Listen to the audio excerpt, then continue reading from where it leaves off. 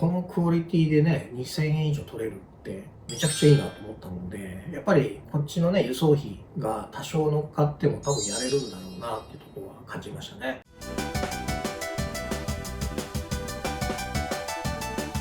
はい、皆さんこんにちは。いつも倉本ゼミをご視聴いただきありがとうございます。今回もメキシコの旅の続編でございます。今回ね、メキシコシティからね、グアダラハラっていうところに移動して、グアダラハラのお取引先のね、方と、そこの会社がね、ちょっと運営してるっていうね、お店の方に訪問させていただきました。ちょっとね、また余談の話なんですけど、メキシコシティって標高5000メーターぐらいで、富士山でいう8合目ぐらいなんですよね。標高高いんで、すごくここ息苦しかったですね、ずっと。なんでこれ体調が悪いんだなーってずっと思ってたんだけど、なんか標高のせいだったみたいです。で、なんか標高高いと、なんか夜もやっぱ寝れないんですよね。眠りが浅くて。なんかよくわかんない、なんかふわふわした感じでやってましたんで、階段上がっててもね、もうほんと2階3階だけで、ハーハーしちゃってて、俺こんな体力なかったっけなって思うぐらいしんどかったですね。で、いや、標高高いせいだよって聞かされてはいたんだけど、そんなね、だってみんな他の人普通に生活してるのにね、やっぱなんでこんなひどい、しんどいなーってずっと思いながら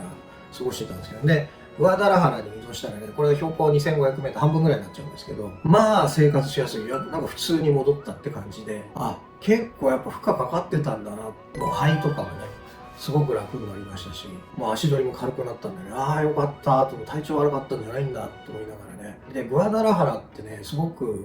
僕のね、印象ですよ。僕の個人的な印象ですけど、メキシコシティってすごいごちゃごちゃしてる。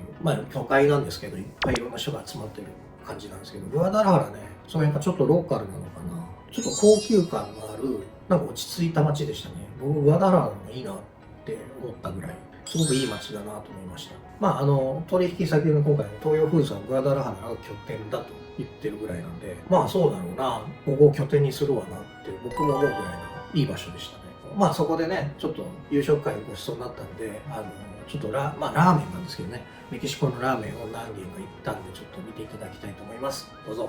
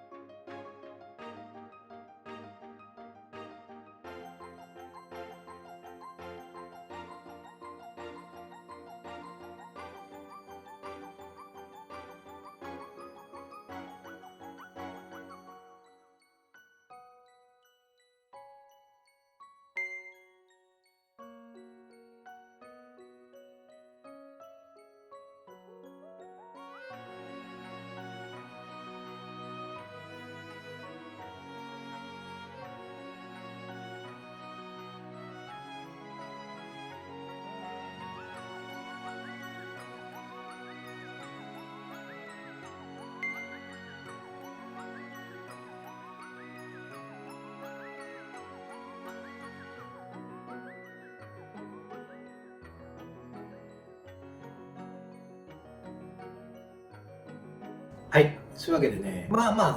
それなりに美味しいラーメンではあったんですけどね、やっぱでも日本のラーメンからすると、まだやっぱちょっと薄いのかなとか、麺とスープが合ってないのかなとか、いろんなところありますけどね、そうそう、価格がね、日本円でいうだいたい2000円から2500円ぐらいなんですよ。このクオリティでね、2000円以上取れるってめちゃくちゃいいなと思ったので、やっぱりこっちのね、輸送費が多少乗っかっても多分やれるんだろうなっていうところは感じましたね。やっぱりラーメンね、2000円とか2500円していただけると、やる方としては楽ですね。最初にね、行ったメキシコシティのお店の方も、そんなに配数出てるって聞いてないんですけど、売り上げだけ聞くと、すごくいってるんですよ。やっぱね、ラーメンのタンクがね、2000円とか2500円だからだと思うんですよね。やっぱ全然違いますよね。こっちでいう800円、900円で